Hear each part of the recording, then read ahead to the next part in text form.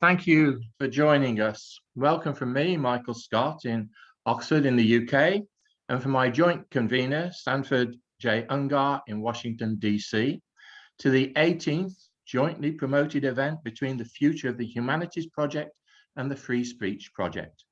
The latter is sponsored by Georgetown University and the former by Georgetown's Humanities Initiative in association with Campion Hall, Oxford, and the Las Casas Institute for Human Dignity at Blackfriars Hall in Oxford.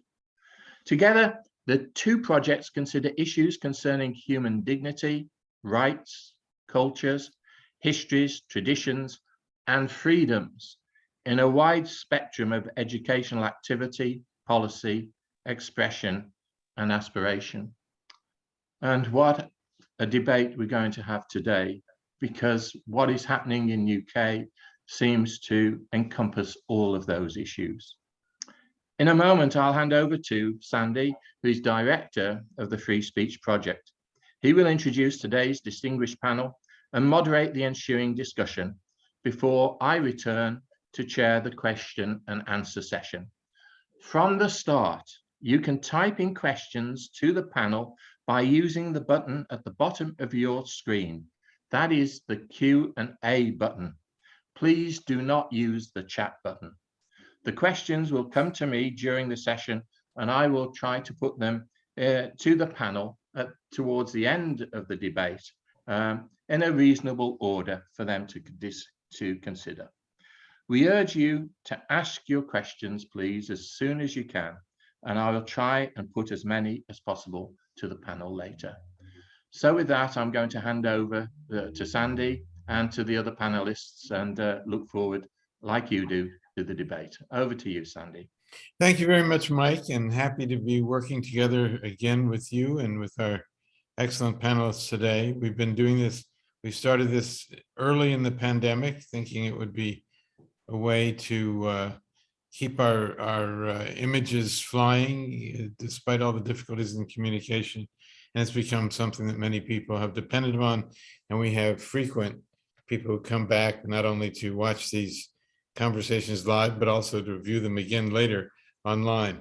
A wonderful panel it is we have today. Raymond Asquith, who was a longtime member of the British Foreign Service and served in both Moscow and Kyiv at critical moments, and is now an independent crossbencher in the House of Lords in the United Kingdom. Susan Eisenhower, on my screen, she appears just above Raymond. One never knows where people are going to show up on the screen. Susan Eisenhower, here in Washington, a nationally known policy analyst and commentator on these matters of international affairs. She has, in the past and in the present, been the chair and member of many advisory boards to government agencies, the Eisenhower Institute at Gettysburg College in Pennsylvania, and has written literally hundreds of columns about international matters of importance. Christopher Preble he co-directs the new American Engagement Initiative at the Atlantic Council. He is an American historian and has had much to say during the Ukraine conflict. We're also joined by Hugo Slim from Las Casas Institute at Oxford at Blackfriars Hall, who is a great expert on international affairs, but especially on the rehabilitation from crises and the recovery from circumstances that were not anticipated, which I think we can all say this conflict includes. I want to begin just very briefly by asking our panelists, and perhaps we could ask Raymond Asquith to begin for us, to talk about whether are we where we expected to be. I think it's almost 3 months now that there's been a shooting war in Ukraine. It's a shooting war in which many countries are participating without actually doing the shooting. And we have also sort of some tourism going on in Kyiv now, with members of various governments flying in to check out the war, which certainly seems like a new frontier in this this situation. So are we where we expected to be, and what might we expect, and when should we expect it? I'd like everybody to comment on this, but let's start with Raymond. It's difficult to say whether we are where we expect it to be. I would start by saying that all the information and intelligence we have shows that this whole crisis started to mature, if you can call it that, back in July or August of last year. And a lot of analysis went in our respective foreign ministries and defense ministries into the content of Putin's speeches and his writings. And I would say that this crisis kicked off seriously in about August of last year, when Putin started to talk about Ukraine being an annex, an appendix, and not a real state, and so on and so forth, and started to develop his own sort of ideological views on what Ukraine is and why it shouldn't be there.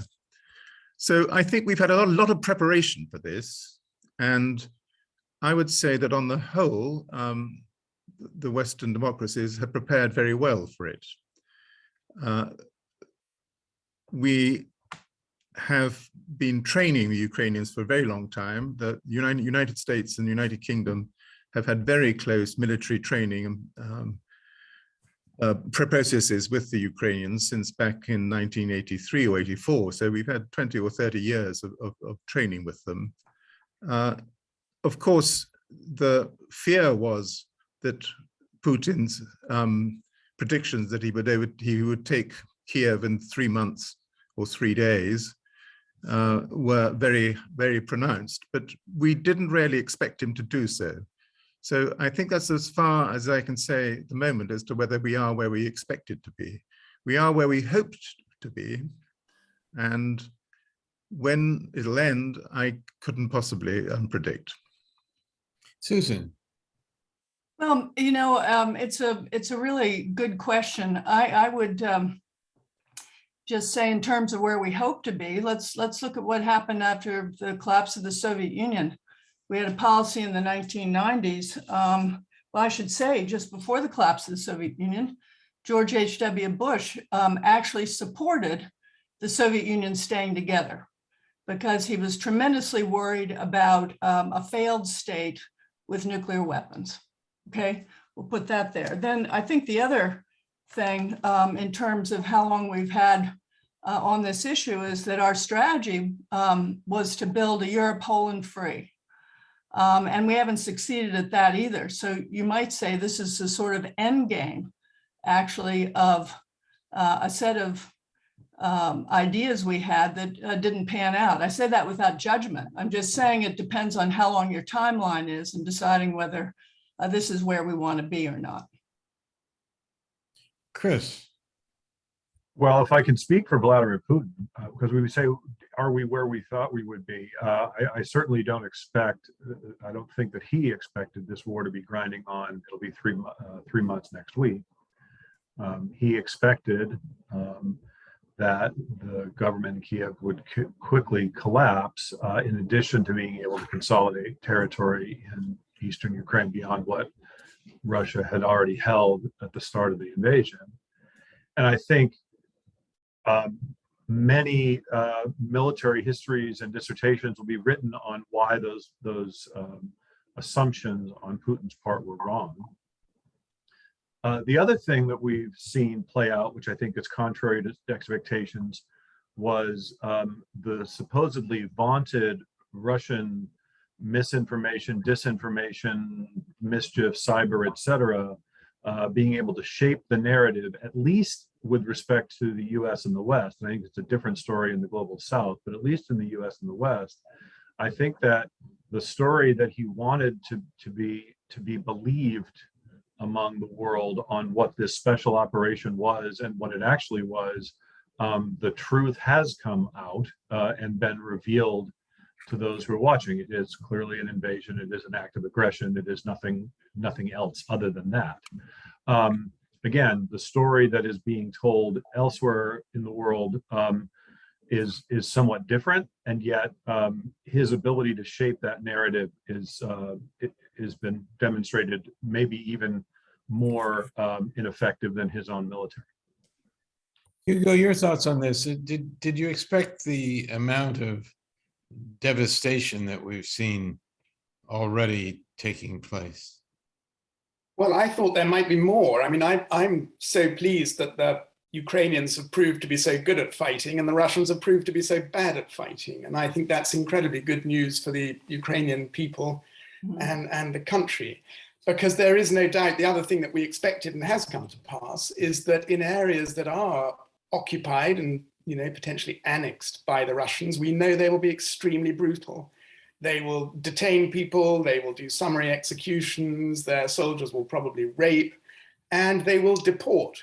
So I think it could have been a lot worse, much more quickly. And thank heavens for the preparation that Raymond mentioned by Western allies to support Ukrainian armed forces and their courage in seeing off the Russians and for Russian inefficiency. Otherwise, I think we'd be in a much worse place. But I think the other thing that perhaps we anticipated, I don't know what was going on in the halls of power and government, but I think the fact that I think we always knew that Putin would play with the gas tap and we were going to have to take a major hit on gas prices and scrabble for gas provision.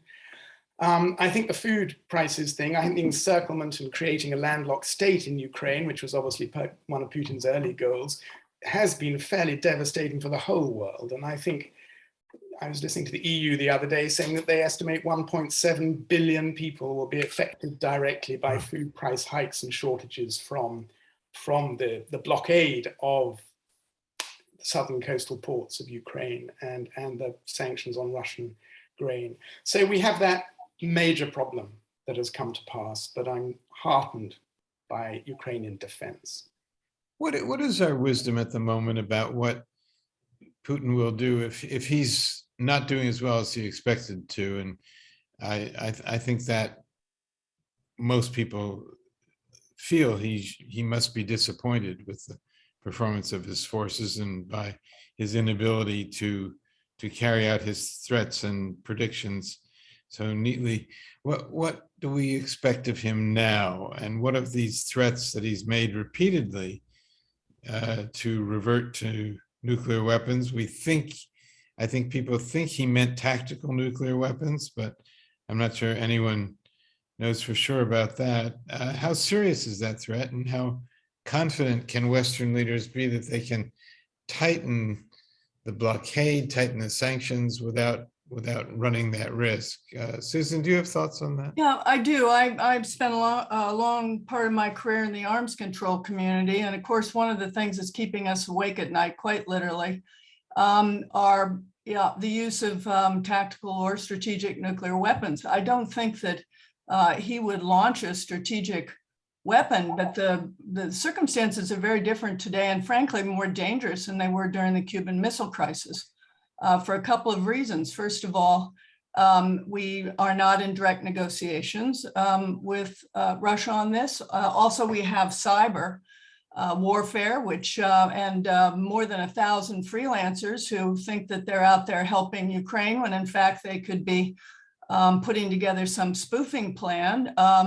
The Russians don't have a very good early warning system because it's still not completely fully built out after the collapse of the Soviet Union. So the possibility that they might misinterpret some kind of weapon coming their way could be a direct threat. And then, finally, we don't know that very much about what Putin's attitude is. I don't think that he's irrational, putting aside many of the things we hear about, the potential of poor health on his part. But it is a very, very dangerous situation. And then add to that, we've got 5 nuclear powers involved. That's not the way it was during the Cuban Missile Crisis. So that's the United States, Great Britain, France, Russia, and possibly China. And that makes, and I don't think there's nearly enough attention on this subject. So thanks for the question. Raymond, are you as concerned as Susan is about that? Yes, I am. I think she gave a very good answer. I mean, the instinctive response is to say that these threats of nuclear or anyway tactical missile attacks are just a sign of his weakness, and they certainly are that. But it's very clear that what Putin is now trying to adjust to is to turn this into a war against NATO. And if it's a war against NATO, it's not on NATO territory. And therefore, if he wants to pursue this, would it be surprising if he turned it to NATO territory? And that, I think, is what we have most to worry about, because the whole narrative of the war is changing, not completely, not altogether, but it's changing from denazification of Ukraine and the fact that the Ukrainians are our brothers and sisters to the Russians, and they will fall into our arms, and we're liberating them. It's now, in Putin's rhetoric and in Lavrov's rhetoric, it's turning into this is a proxy war against NATO. So if that's the case, it's difficult to predict, but we should be very concerned. And what I don't know is how in government, both the United States and the United Kingdom and other NATO states governments, how this question is being framed in terms of what we do to deter such threat. An interesting perspective, and especially given the fact that both Sweden and Finland, I think to many people, surprise recruits to self-recruits to NATO, want to join the alliance. Chris, how do you see that playing out? It seems to be aggravating Putin even more. Well, it speaks to the strategic blunder that the war in Ukraine is and has been for Vladimir Putin, because the shift in public opinion in both Sweden and Finland since the buildup of forces, and then even more dramatically after the Russian invasion, is something that I don't think anyone would have predicted even 7 or 8 months ago. Certainly Vladimir Putin does not relish, as much as he didn't relish the idea of NATO in the Baltic states or eventually NATO in Ukraine, he certainly also doesn't relish the idea of NATO forces being in the long Finnish-Russian border. So I think that the reaction of the Finns and the Swedes to the Russian invasion is dramatic. The reaction of other NATO states, I mean, Germany's reaction within a few days of the invasion, not just cutting off the Nord Stream 2 pipeline project, or at least freezing it indefinitely, but also announcing dramatic increases in military spending, is another thing that never would have been anticipated before the invasion. So I think that to the extent that Mr. Putin had some sort of strategic vision that he thought was going to play out as a result of this invasion, it is, I would argue, exactly the opposite of what he wanted or hoped for. Hugo, is it a good thing for NATO to find new members at this point? Do you see that as helping focus the response and the reaction to recovery from this war as well? I think it's fairly inevitable. Sorry, was that me? No, you carry on. Yes. No, Raymond, you know this much better than me. You go for it. No, you answer. Sorry, I thought. No, I think it's an inevitable trend. I mean, I think if we look at the whole of the last 20 years, people prefer not to be orbiting around Moscow in any way. So this idea that, NATO has been pushing to the east is not strictly true. I think, the east has been pulling over to the west because nobody wants to be, in a Moscow organization of any kind. So I think it's just the last two bits, in a way, that are saying, no, we'd rather be with this imperial power over here than that one. And I think that's what's going on, in a way. And then, and yet, I'm sorry, Hugo, can I put, are those the only two plausible alternatives, domination by Russia or domination by the United States? Because it seems to me that I wasn't talking about the US empire so much as the European one, actually. Fair enough, because I do think that the prospect for some kind of security relationship and arrangement that was in addition to or separate from NATO has never really been seriously considered.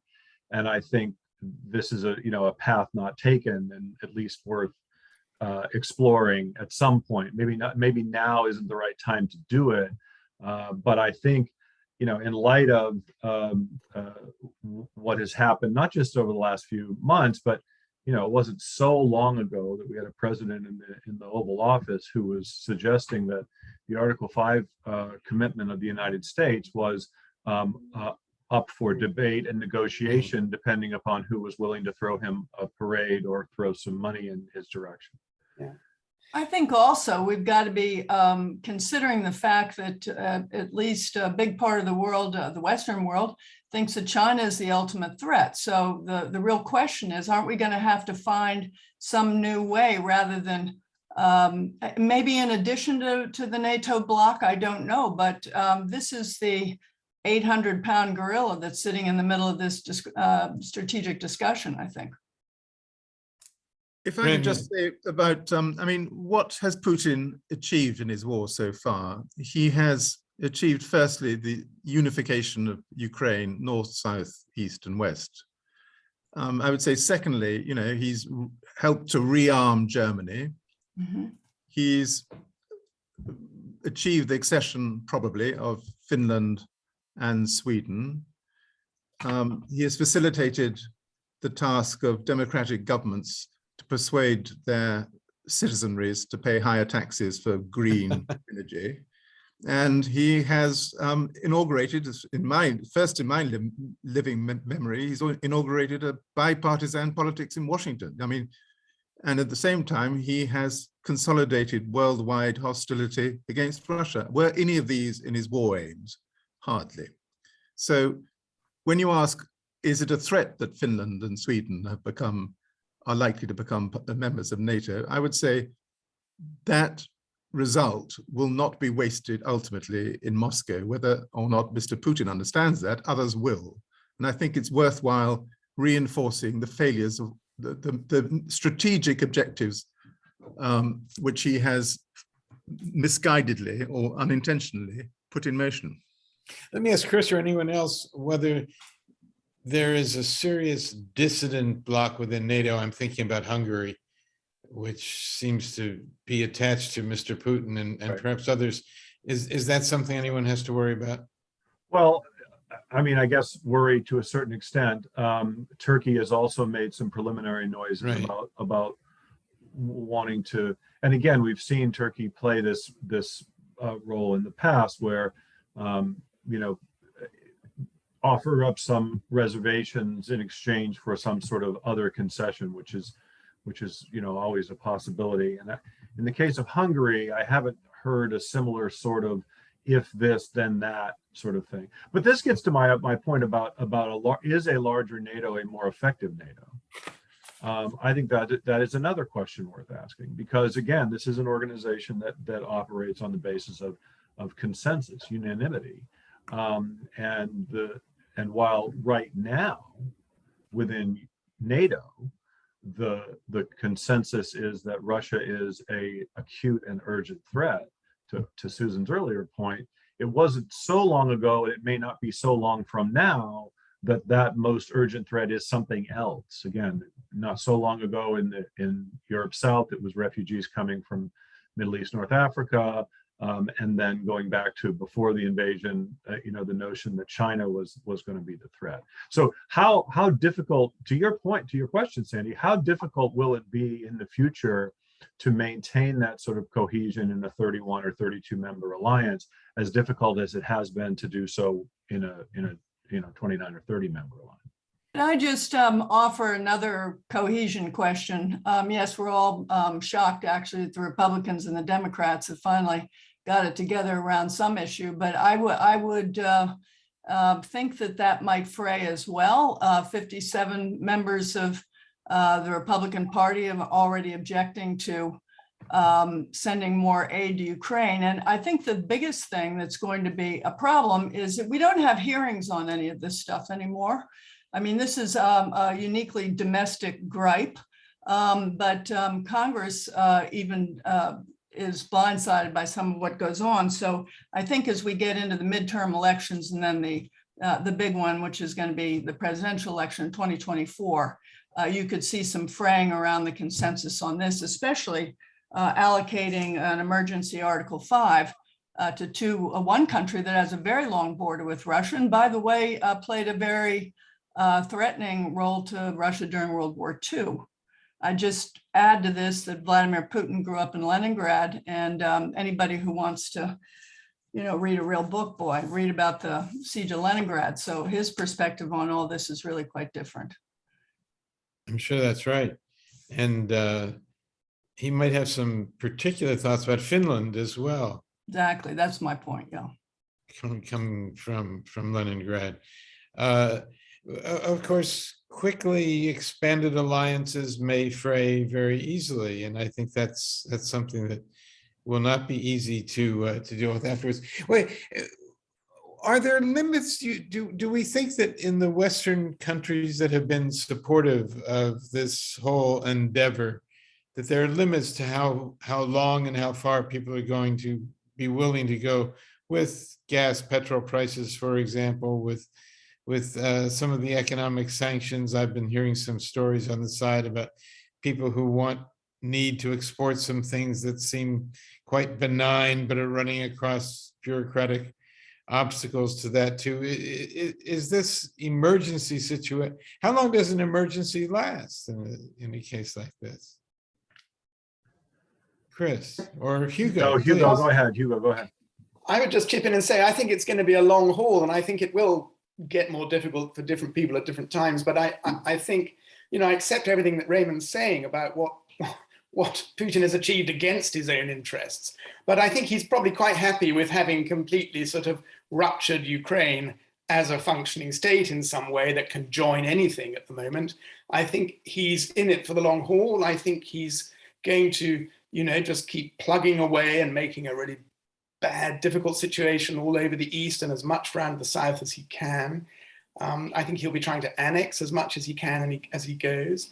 And if his troops do sort of take positions and are then able to hold them, then it's more difficult for the Ukrainians to attack well-defended places. So in a sense, he's probably happy at one level to create a sort of West Bank situation of a sort of creeping annexation, destabilized area on that side of Ukraine and as much of the South Coast as he can, and just keep it like that. So yeah. I think that's a win for him in terms of effectively creating Ukraine as a bit of a permanently failed state at the moment. And he can do that for a decade. Yeah. To Sandy's original question is, how long can emergency last? We'll ask the Israelis, because the Israelis have effectively been operating under an emergency since the foundation of the state. And so I think, again, there is a threshold beyond which presumably, and again, we're just sort of presuming, there's a threshold beyond which Vladimir Putin will conclude that this war is not worth fighting, but we have not come close to that threshold. And to me, the grinding sort of steady war in the East, which is, mostly an artillery war and just horrifically damaging, is not as damaging as the first few weeks of the campaign was to his military. Again, I sort of marvel at the losses of Russian troops relative to other major military operations the Russian army has conducted. I mean, 15,000 dead in 2.5 months versus maybe 25,000 in 8 years of fighting in Afghanistan. It's just staggering. But if he is able to settle into what Hugo said, sort of creating facts on the ground without incurring those incredibly hard losses and sort of really reducing the fighting effectiveness of the Russian army, then I could see this tragically dragging on for a long time. And the other point that I wanted to make is that economically, the economic pain that is being imposed on Russia, which is severe,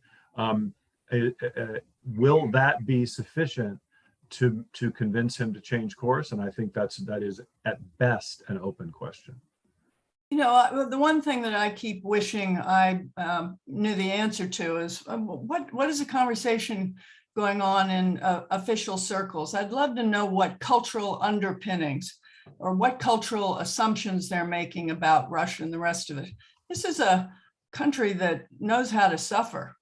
And actually suffering has a way of bringing them together rather than splitting them apart. Now, I do think that there are changes because of social media and a new generation wants to be part of the world, rightly so.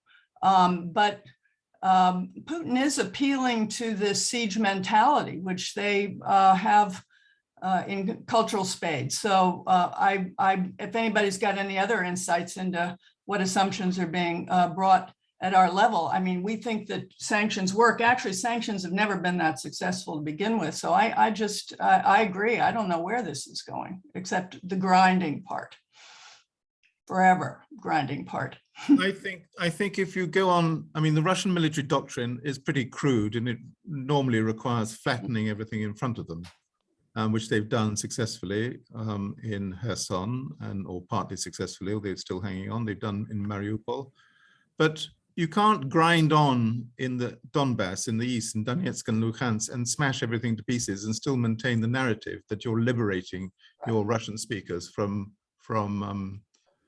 Ukrainian Nazis. If he's going to grind on in the Donbass and flattens it all to pieces, then you've lost just about everything that requires a moral justification for a war.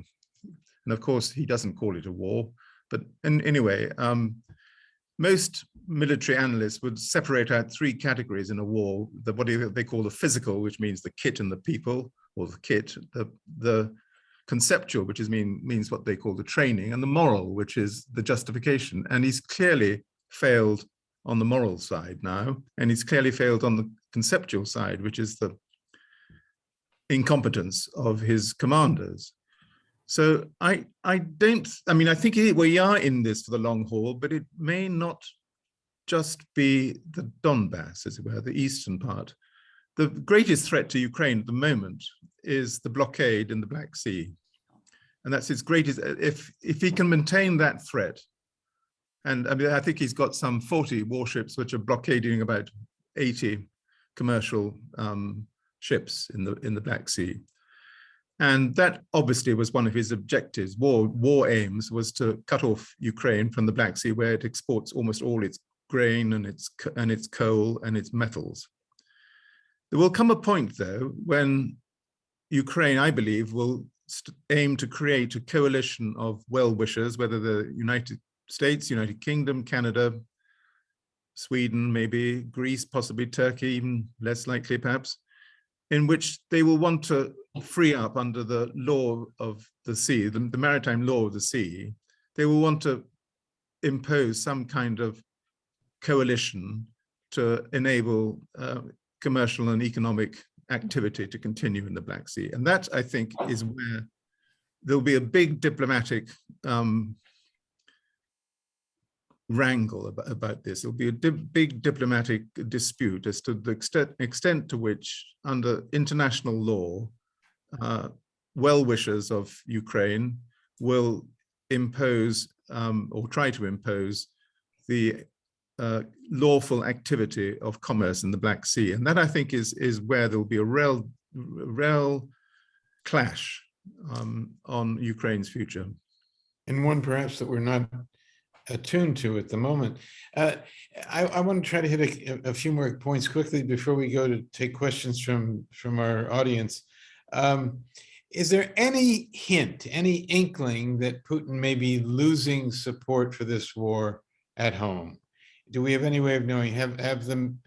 Has outside media coverage of this war, however good we think it is or not, managed to penetrate the Russian frontier more than we think it has?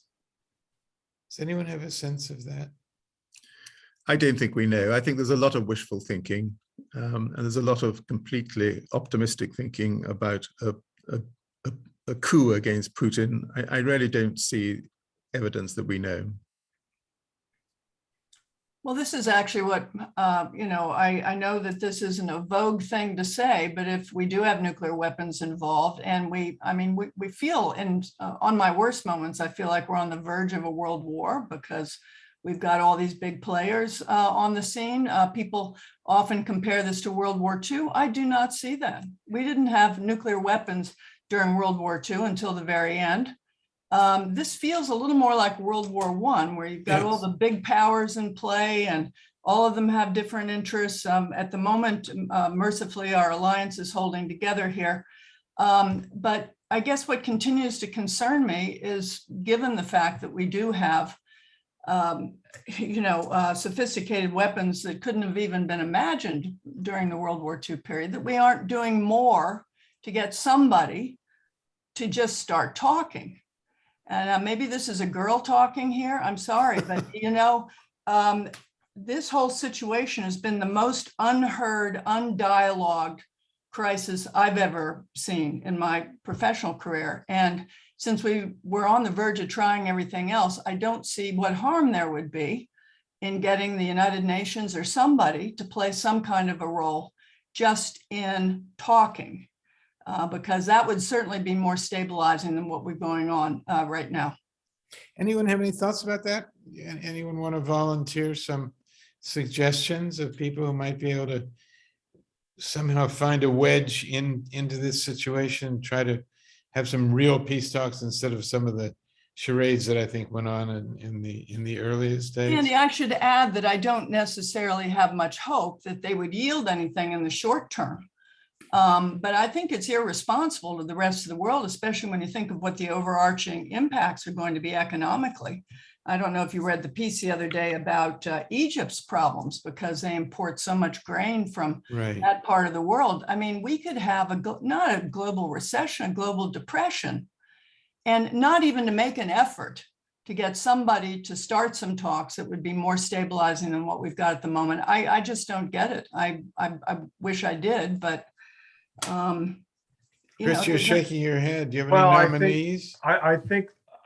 No, unfortunately not. I think the reason why there has not been serious dialogue in the course of this conflict so far is that neither the Ukrainians nor the Russians see the benefit in dialogue. The Ukrainians see, and so wars end in negotiations when one or both parties conclude that the fighting isn't worth it any longer. And I think we're not anywhere near that stage in this conflict, tragically, most importantly. I'm not talking about a resolution. I'm talking about sheer talk. No, and I look, Susan, I completely understand with that. I mean, the one thing I was going to say, going back to the very beginning, for all the many crises over the course of the Cold War that involved two nuclear armed states, very few such crises actually involved a core security interest of one or the other parties. And so as difficult, and it was difficult for Dwight Eisenhower in 1956 or Lyndon Johnson in 1968 to look at Hungary and to look at Czechoslovakia and say,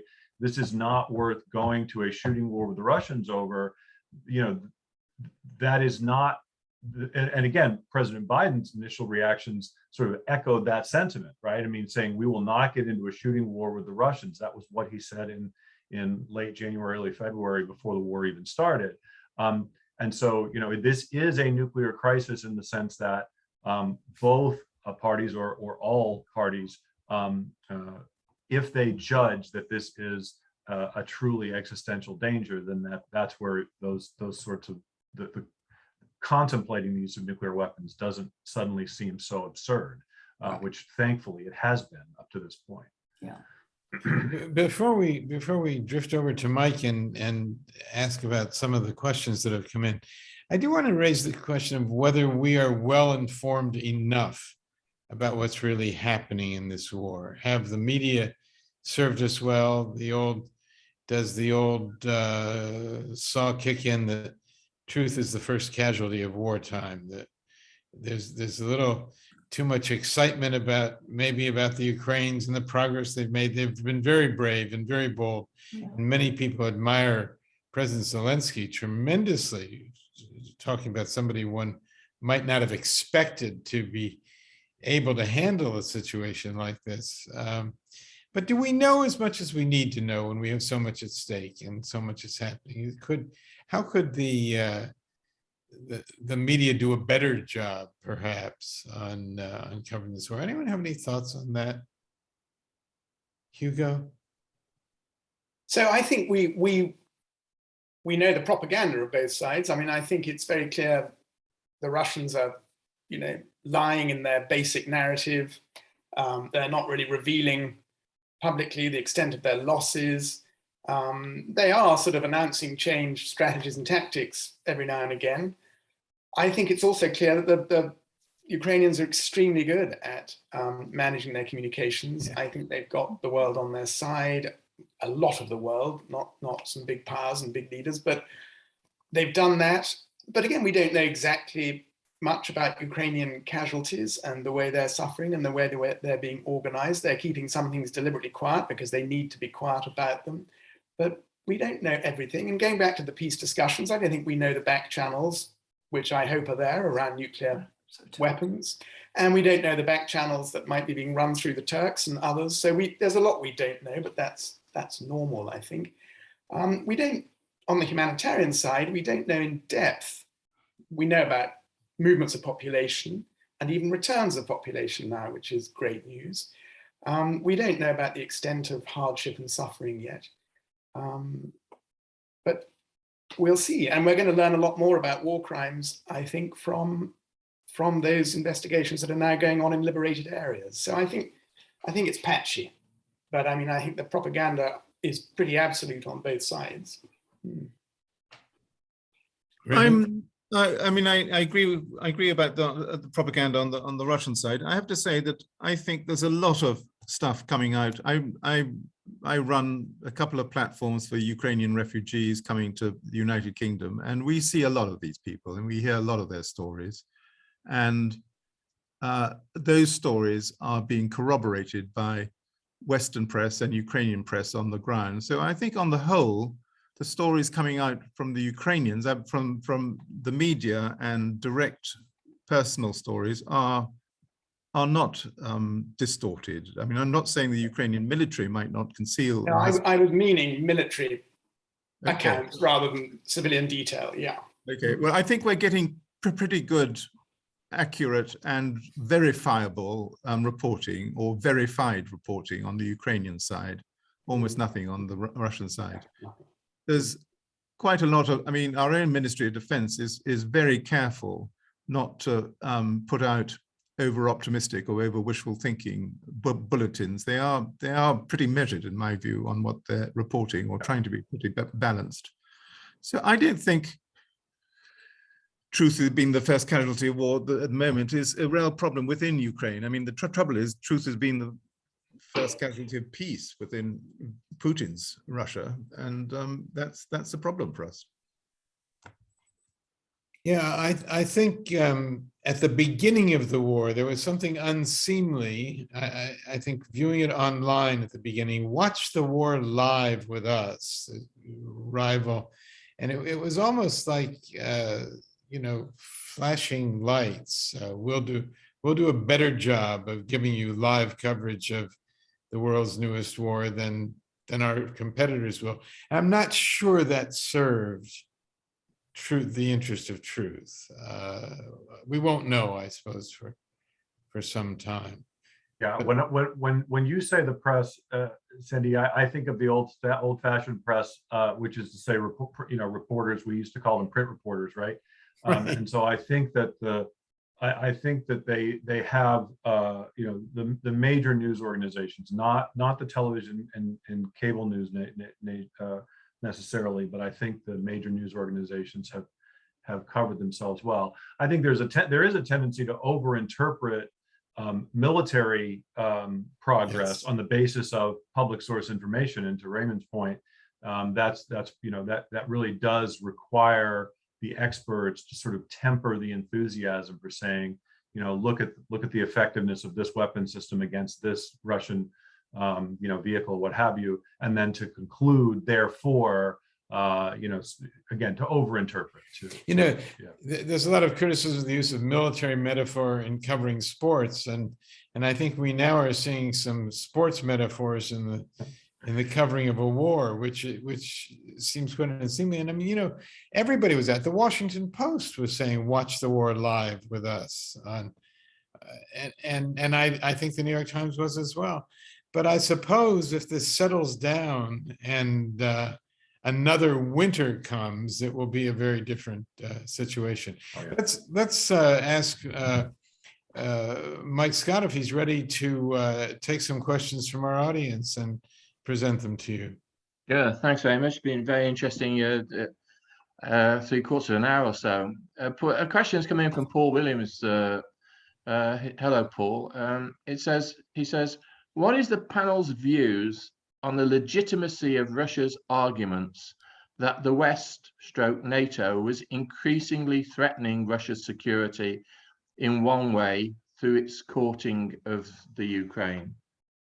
Raymond, do you want to have a go at that? Well, I will, because this is quite close to my view analysis, really. I mean, I personally don't think that in reality, the Russian-Ukrainian war has much connection with the possible accession of Ukraine to NATO. In the first case, it's now well established that long before the 24th of February, that Ukraine will not be allowed to accede to NATO. And that was in the foreseeable future. And that was publicly declared both in NATO capitals and in Kiev, that NATO accession was not a foreseeable reality. It wouldn't happen. Secondly, I would say that about 90% of the Ukrainians now recognize that Putin is not so much afraid of NATO as that what he's really afraid of is the trajectory on which Ukraine wants to develop. That is as a free, prosperous, and largely democratic state. And just as Poland has done over the last 20 years. And I would say that that position of Ukraine, that it wants to develop as a free and prosperous state, is in complete opposition to the status quo obtaining in Russia. And it is in contradiction to and refutation of the kind of state that Putin has built or wants to model for people. Now, Putin frequently says that Russia faces an existential threat from NATO, although that's just not the case. What it does, his statement is true in one sense only, that he has identified himself so closely with the future of Russia, it's almost his identity, that Ukraine developing in the way that it wants, in the trajectory it wants to take, is actually an existential threat to Putin's state model. And that state model is becoming increasingly ludicrous and worthless. And I think it's, you know, finally, I'd say a proportion of, let us say, ordinary Russians are beginning to recognize that Putin is not so frightened of NATO. He's frightened of Ukraine developing into a prosperous nation. And that, I think, puts into context, really, a lot of the rhetoric about NATO. I mean, we say we're not an aggressive organization, NATO is not an aggressive organization, and then Putin will come back and say, what did you do to Serbia, and so on and so forth. But fundamentally, the problem is not NATO's actions or supposed putative actions against Russia. It's much more the development of a Ukrainian community, the Ukrainian state in opposition to the model that obtains in Russia. And that's quite provocative. You're nodding there. Yeah, I totally agree. I mean, I think, and if you read the Russian national security policy that came out last year, it's all about Western values and Westernization and resisting Western culture and values. And that's where his alliance with Patriarch Cyril comes in too. And I think it's really, you know, as Raymond has said, it's about that. And there's something particularly abhorrent for Putin and Cyril and in their ideology that apparently sacred part of Russian history and Russian land would go towards Western values and Western culture. So I think that's why it becomes a rather bizarre, sacred sort of conflict in their mind. And I agree totally that NATO's increasingly the narrative, as was explained earlier, but the crisis is about losing Ukraine to Western values and Westernization, as it were. Do you think that the West made some fundamental mistakes after the fall of the wall and the fall of the Soviet Union in not respecting the heritage of Russia, and that has caused any of the problems Susan, do you got any ideas about that? I don't think it is related to the heritage. I think it relates to the, you might say, misunderstanding or the understanding or whatever of what happened at the 2+4 talks. I had the opportunity to interview Mikhail Gorbachev personally. I was the only, I guess, reporter, you'd say, who was there, except one other person to verify what was said. But, you know, he was left with the very strong feeling that the agreement was that NATO would not move, not move east if Germany were to be allowed to be in NATO. And he told me that he felt swindled. He used the word swindled that is used for, there are 3 words that mean swindled in Russian, but the one he chose was the one that is when a friend of yours swindles you. So that was a wow moment. And then he went on to say that if he had had any idea that NATO would expand, and remember the Warsaw Pact was still in place, he said he would not have agreed to the unification of Germany. So, you know, I'm just reporting that. But I think this reading of what happened at the time of the collapse of the Soviet Union has filtered down through their leadership and among their elites. So it's just, you know, maybe something that's useful for, if not anything else, then for historic reasons. Yeah, very interesting. Thank you for that. Can I Yes, say, Christopher? Yeah. on the issue of Ukraine, among the many tragedies of this story, is the reality now, it appears, that Ukraine must choose. Ukraine can only have good relations either with Europe or with Russia, and that may be the case now and forever into the future. But that was not the only option available to the Ukrainians, and I think for many Ukrainians, and it wasn't just cultural and historical, but it was also economic, right? The importance of Russia as a trading partner to Ukraine was absolutely critical, just as Ukraine was increasingly drifting towards Europe, both culturally and economically as well. And so sort of closing this war, if this war has closed off the possibility of Ukraine having having productive relations with Russia, that will be an additional tragedy for Ukraine, for the Ukrainian people. Okay, thank you. Can I go to one from this coming from Ted Kennedy, who lives up in Cumbria. Reporters say that a large proportion of the Russian population support Putin, partly as a result of government control of the media. What efforts are being made by the West to supply evidence to that population? Hugo, do you want to have a go at that from the start? I don't actually. I haven't really got a clue. So I think the others will have a much better idea, probably. Okay. Okay. Well, it's just because you hadn't answered being on the last question. Raymond, back to you. Well, I think, the Ukrainians are absolute world-class geniuses at cyber communication. They are brilliant, and they've been able to hack in to a number of Russian state channels and have broadcast or streamed what I would regard as accurate reportage of what's going on. And they've also somehow infiltrated themselves into the Polish national channels and streamed material also into the Russian TV and radio stations. How effective that is, I'm not sure, but it's beginning to get through, and that is probably the only way it will get through. Mike, I might chip in here. As you know, for a period of 2 years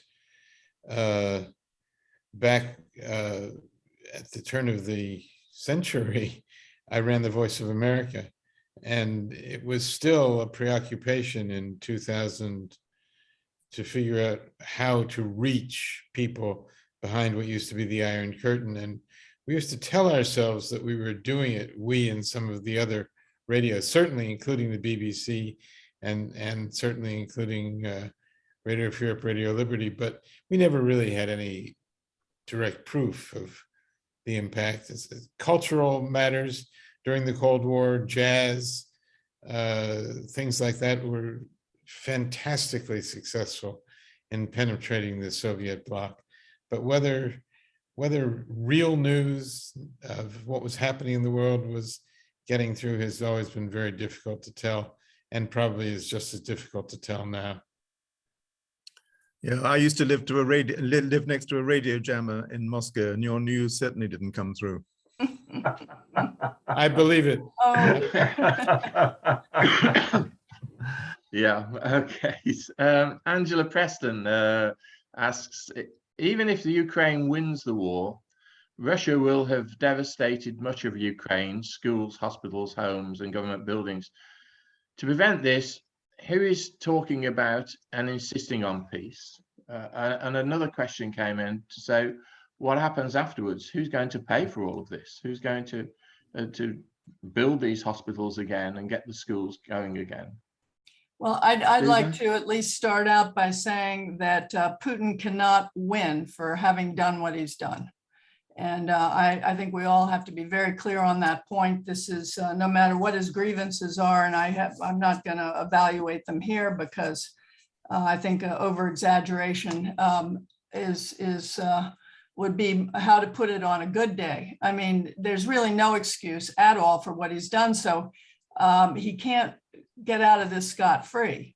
But if we've completely, if the Russian economy is completely flattened in the process of a long war where we continue to keep sanctions on, then it's hard to know, aside from using the money we have that we've frozen, you know, we're going to have to probably, I think, the international community is going to have to step up to the plate. I don't think that, you know, politically you would be able to sell the United States doing this alone. I'm sure you couldn't sell it in Britain. So this is going to take an international effort to restructure that economy, and rightly so.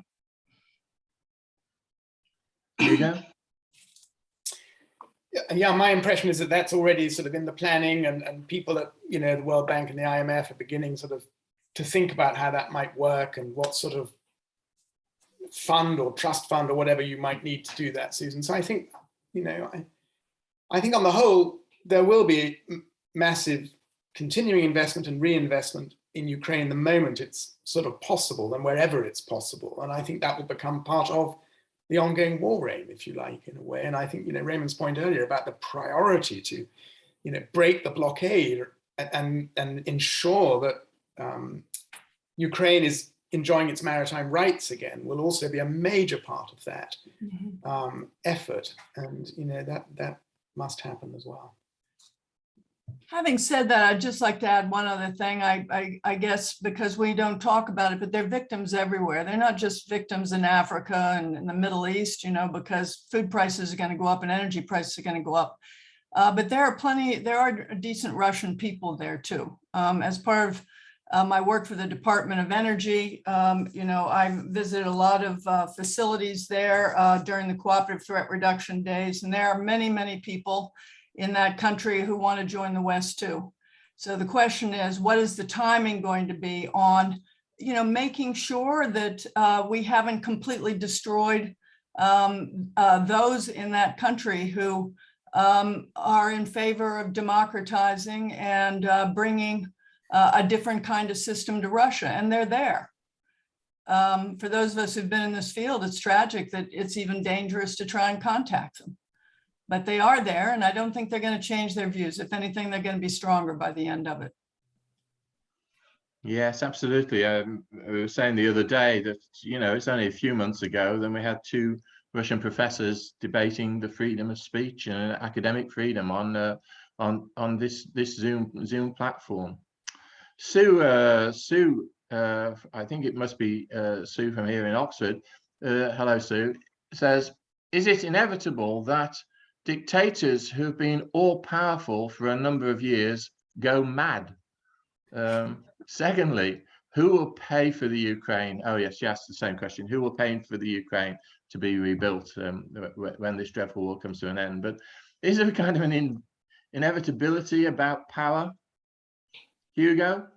Yes, I think so. I think, you know, time and time again, we see this, it's not madness as such, perhaps it is possibly a particular neurosis and slight mania. It comes from isolation, comes from people saying yes to you all the time and not saying no to you enough, etc. And I think being deluded that, what you think and what you believe is right. And I do also think, and I said earlier, I think, Putin's found God.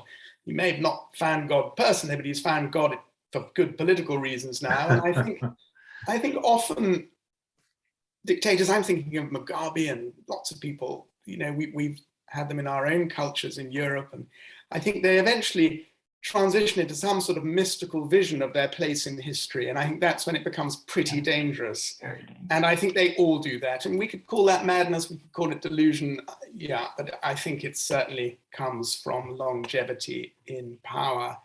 But again, remember, these people intend to take absolute power. So they make their power pretty absolute in the run up to that mystical appreciation of their indispensability and their role. So it is a very dangerous business. Yeah, it is.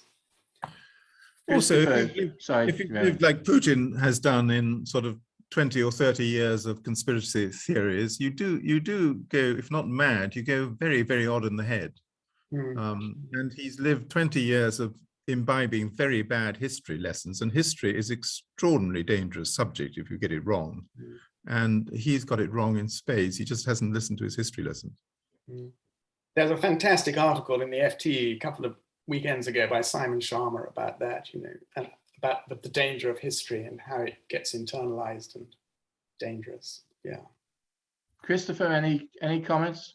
Well, as a historian, Susan and I, we can agree that history can be dangerous, but it can also inform. So, no, I think that one other point I'd make real quick is that the nature of my colleague Emma Ashford has written on this and has a new book coming out, and the nature of, in particular, petrostates and states that are founded on resource extraction provide an additional lever of power for a megalomaniacal dictator like Putin, who can create the entire structure of the system such that all the power flows through him. It's not there are oligarchies in the world as well, but in a traditional oligarchy, the oligarchs actually hold power themselves, and they're the ones who are supporting or propping up the guy at the top. Well, that's not the case in Russia, and I think partly that is enabled by his ability to tap into the wealth from Russian resource extraction in particular, which again we've touched on. This is all the more reason to diversify both the where we derive our energy from, but also the energy that we use. Susan, you're nodding there, right? No, I'm nodding with everybody's comments because there have been so many wonderful comments and so many interesting perspectives. Yeah, so as a literary critic and a theatre critic, I recall the ending of Tamburlaine, Christopher Marlowe's great play, in which he dies of natural causes. But as he's dying, his greatest regret is that the world is going to lose him, and he doesn't know what will happen to the world. It's a great Marlowean humor. What do you think about these reports of Putin being ill and cancer and all the rest of it? Is this just hogwash coming from Russia, or what do you think? Raymond. Well, I'll preface my remarks by saying that I lived in Moscow in the 1980s, early 1980s, and there was Brezhnev, Andropov, Chernenko, and ultimately Gorbachev. But I learned by heart the Chopin funeral march as each leader died. But I would also say that the amount of resources, energy, and sheer fatuous attempts to divine anything from medical criminology, I became very, very skeptical. So I mean, I don't know. Frankly, I immediately pigeonhole anything about health and Putin into another box and leave it on my desk and don't think about it. He does he have blood cancer, as they call it? I mean, leukemia. That can certainly you know, can take you for a long time. It can take you for decades to die from that. And I don't really think there's much point in putting a lot of speculation on Putin's health, to put it bluntly. At the same time, I would say that it's pretty clear that from 24th of February, Putin's fate is sealed. I mean, he's not going to last as a leader of Russia as a result of this war. Don't ask me the mechanism by which he will be taken away or deposed, nor when, but it's absolutely certain he's not going to survive. That's my view. Yeah, everybody's nodding on that. And again, going back to Shakespeare, we think of Julius Caesar, but we don't know who's going to play Brutus, but or if they will, indeed. Angela Preston brings us back to a very serious point here. There is a great power rivalry brewing between the US and Russia. How much is the invasion of Ukraine the product of competition? Susan. Well, I think there has been competition, but I think one area, and please believe me, I'm not an expert in the oil and gas industry, but it's interesting who's lobbying what up on Capitol Hill about, I mean, Nord Stream 2 was already a huge issue long before this all came up. And now the folks down in Texas are eagerly getting themselves ready to fill the breach or whatever. And I think there has been a lot of petrochemical competition, perhaps, though we were an importer of Russian fossil fuels. So I don't know how to answer that. Maybe I should defer this to somebody else. I don't know how much of it was competition, though I do think that once NATO decided, if not out of area, then out of business, you remember that period where the NATO alliance wanted to be involved in out of area activities. I think that's when the shift really began to take place. That's all I can say. And yes, that might be regarded as a national security competition. I don't know, but I'm so intrigued to know what others think on this subject myself. Let me make two quick points. First of all, the competition between the United States and Russia, and the competition between the United States and China at various stages in our several countries' histories, that has worked to the benefit of one party or the other, right? I mean, so triangulating this relationship was something that not so long ago, people who believed that the focus should be on China saw Russia and improving relations with Russia as an opportunity. That obviously has changed very dramatically because of Putin's war. The other thing real quick that I'd point out, some of which I've only just learned in the last couple of weeks, is that even in the context of some of the most intense competition during the Cold War between the United States and the Soviet Union, there was also cooperation at a working level on things ranging from dealing with infectious diseases and vaccination to the Arctic to space, right? And so we can all think of instances in which even again, during some of the most tense times of that competition, that did not foreclose the possibility of cooperation on issues of common interest. And so again, it seems impossible even to imagine that in the context of this war that's ongoing right now. But I do think it should speak to the policies that we are willing to undertake in the immediate term that may foreclose the possibility of cooperation at a later date. And that's what I think we should be mindful of, even if that kind of cooperation is impossible right now. Do you know what the most extraordinary example of that cooperation was? We signed a megatons to megawatts program with the Russian Federation, and we downblended nuclear warheads and burned them up in America's nuclear power plants. So for 20 years, 1 in every 10 light bulb in the United States was powered by a nuclear warhead from the Russian Federation. I mean, now that's cooperation, folks, but it's unimaginable, I think, after where we are now, but enough to make one feel sad about this whole tragic set of circumstances. Michael, I would just add from the European perspective, I think it's a bit much of Putin to play the jilted party in Europe as well, because if you look back and think certainly commercially, but also politically, I mean, I think you've had the reign of Angela Merkel bending over backwards to integrate with Russia, to tie trade and be incredibly integrated, and Nord Stream 2 is a huge symptom of that.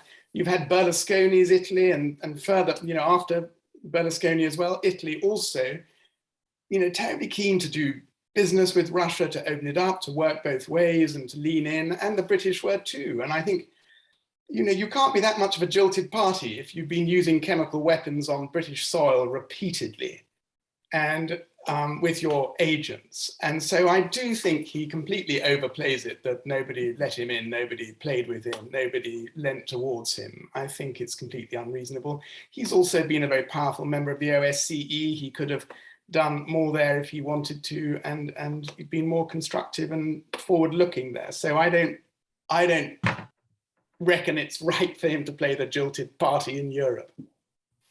Again, nobody's defending this guy, but it is very interesting to note that he provided a lot of the intelligence on Afghanistan after 9/11.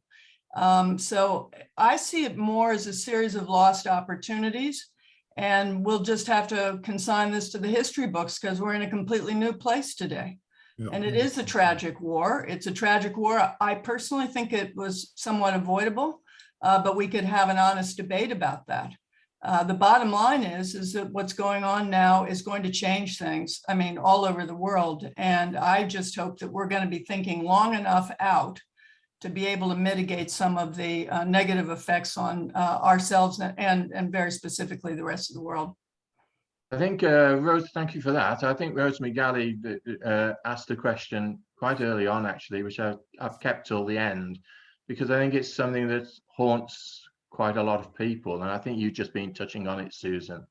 So I'll ask you this question and then go to each individually, and then we'll start to bring the debate to a close. Rosemary says, how close do the panelists think we are to a thermonuclear war between the US and Russia?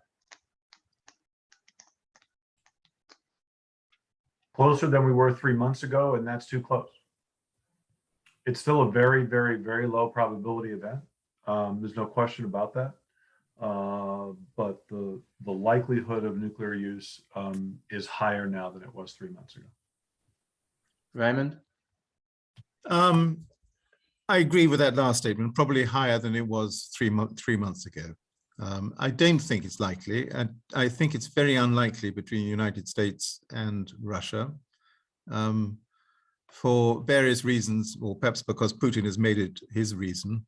The United Kingdom has become hate figure number one in Europe for Russia. So one hopes we won't take the short straw, but I personally think it's unlikely. Susan? Well, I'll just say briefly that I'm much more worried about an accidental exchange than anything deliberate, and for all the reasons I mentioned before. But another reason that maybe we should have some negotiations, if on anything else, just getting the nuclear question off the table. If we could get the Russians to agree to that, that would already be a big step. And could we trust them if we did, Susan? I'm sorry? Could we trust them if they did agree? Well, I think everybody knows what the penalty is for not getting this right. So in any case, I've said enough on this subject, but it's a great question. Hugo. I would listen to the other three speakers as the experts. I'm usually working on the humanitarian side of things rather than the military side. But I think it's certainly raised nuclear issues again, which in some ways is good because I think they've been slightly overlooked in the last 10 years as a massive threat to humanity. I think it's probably geographically a bit closer. I think the fault lines, the tripwires are geographically a bit closer now because Finland's border becomes one and Sweden's border. And I think, we'll see in the next few months whether Crimea becomes the line and Donbass rather than the official, Ukrainian borders. So if Crimea is announced as a new tripwire, then we're geographically closer in our fault lines too. Sandy, with your director of the Voice of America hat, previous hat on, what's your view on that? And in any case, are there any other things you want to say before we Well, we bring this to a close? well, I would just say that I respect everybody's. When you first asked the question, Mike, I noticed an uneasy silence settled over the group. And I don't think anybody wants to be the one who predicts a thermonuclear war or who guarantees there's not going to be one. I think we're a little more nervous about it, maybe a lot more nervous about it in some cases. And that in itself says something. It's sort of unthinkable and also untalkable in a way. I'm worried that there doesn't appear, I take as a given that there are some things going on behind the scenes that we don't know about and need to be. But I sure would like to be reassured that there's some vehicle in place for talking about how to end this. And I don't think it would hurt for us all to know something about that vehicle or the people who are running it. It would give us a little more confidence, especially given some potential changes in leadership in certain countries in the months and years ahead.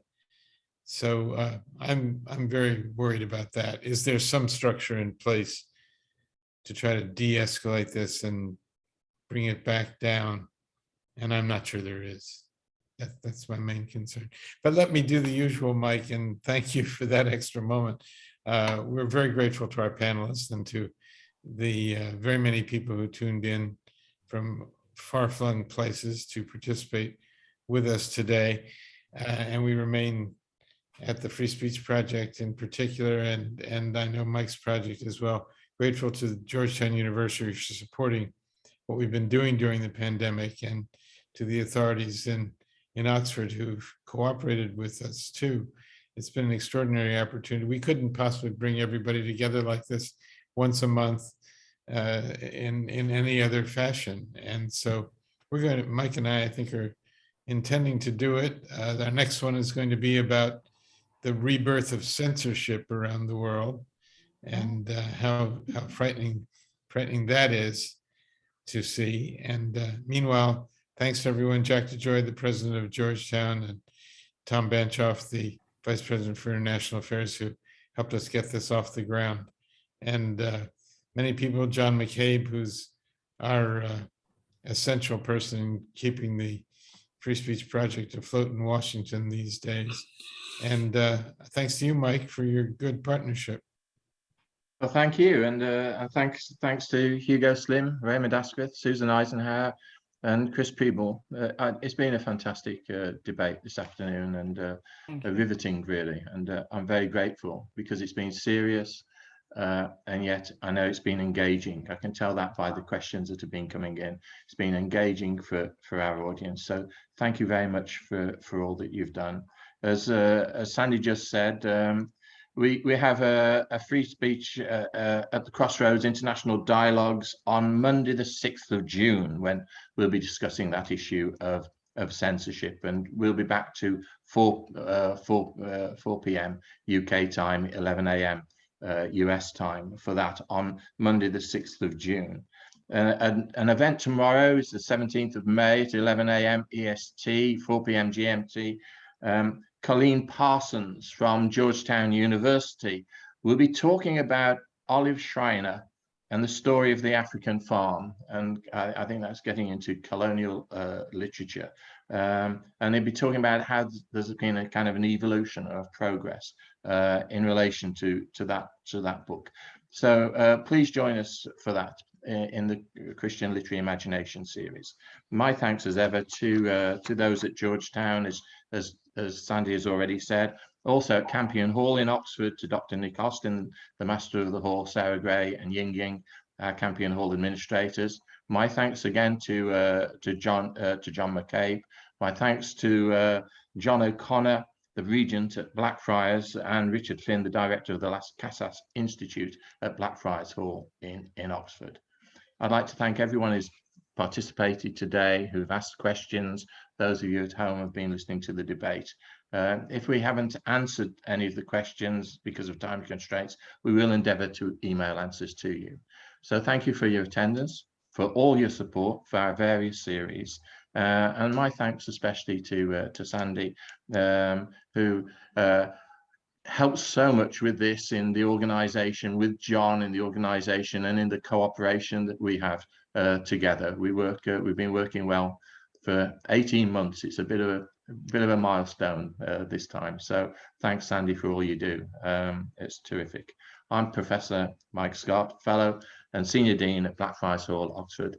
You can follow me on Twitter at Mike Scott Prof. Until the next time, thanks again to the panelists. Thanks to everyone. Take care. Keep safe.